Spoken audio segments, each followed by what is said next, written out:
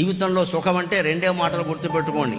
తిన్నన్నం 2 గంటల్లో అరిగిపోవాలి, పడుకోగానే 2 నిమిషాల్లో గుర్రు పెట్టియాలి. అంతకంటే భాగ్యశాలి లేడు ఇక్కడ.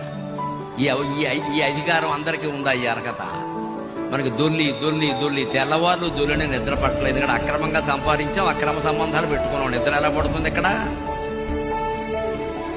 ఓ పక్క భయం, ఓ పక్క బాధ, ఓ పక్క కంగారు. ఎందుకంటే తప్పు చేశాం కాబట్టి. తప్పు చేసిన వాడు సుఖంగా పడుకుంటాడండి. అడ్డమైన గడ్డి తింటున్నాం కాబట్టి తిన్నది అరగదు.